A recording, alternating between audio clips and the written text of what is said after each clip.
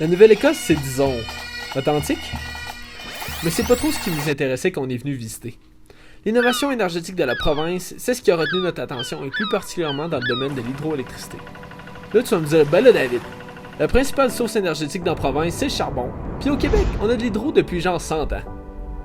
C'est vrai, mais il y a une étendue d'eau qu'on appelle la baie de FUNDY, qui produit les plus fortes marées au monde, puis le courant est plus puissant que l'ensemble des rivières de la planète.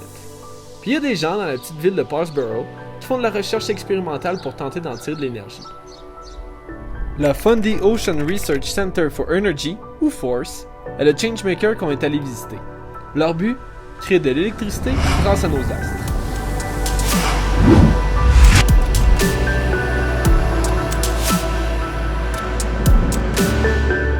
This project started in about 2009 when a developer came in and put in a demonstration turbine, and it lasted about 2 weeks in the Bay of Fundy, from which everyone sort of stepped back and said, whoa, we have a lot of power potential here.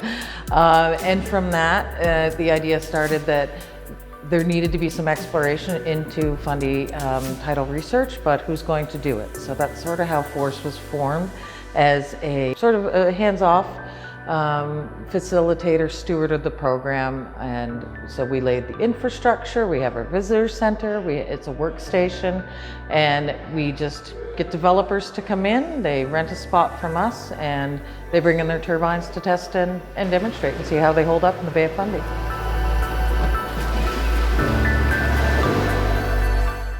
One of the major advantages of tidal is it's predictable. We know when the tide's going to come in and when it's going to come out, and we can predict that for years and years. We can also predict the power output. Water is 8 times denser than air, so we can get a lot more power production out of water as opposed to air.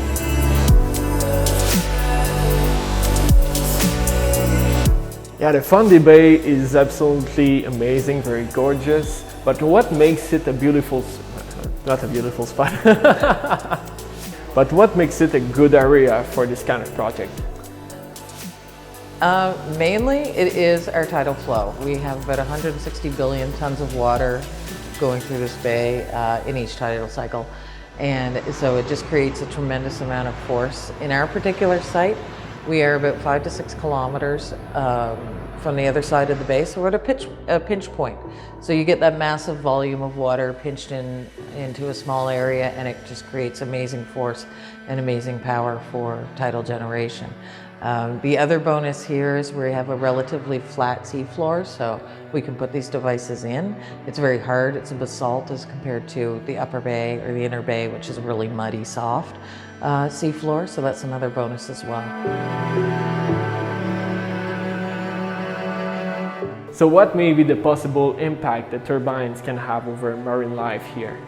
The biggest concern here would be collision. How would these devices impact it if fish were to swim into them? Would there be mortality? If there is a mortality, what scale are we looking at? So that's probably the biggest concern here. The device that's currently in, it's very large. It's about 5 stories, 1,000 tons.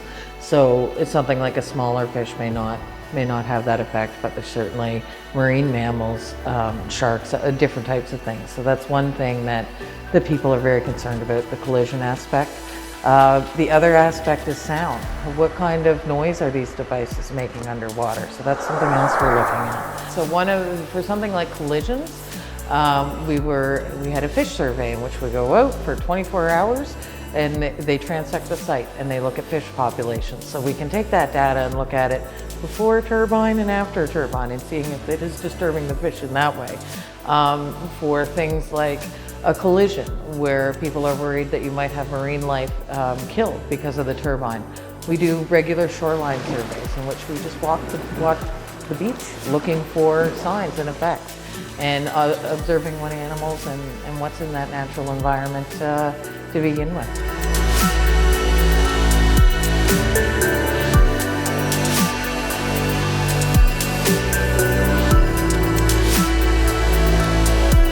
What are the main goals FUNDY F.O.R.C.E are trying to achieve for the future?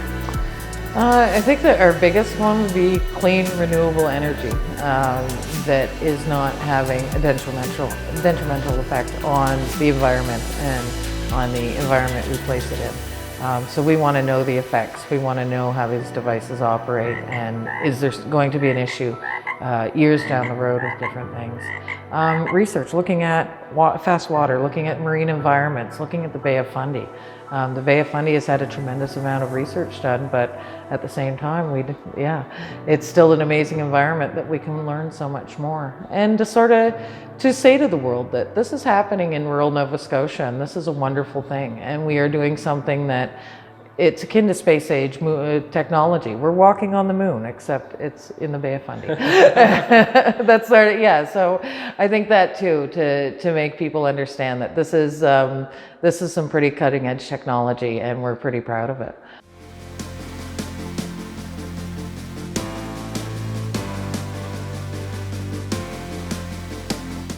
Ce projet pilote est certainement ambitieux et mérite toute notre attention par rapport à l'innovation énergétique canadienne.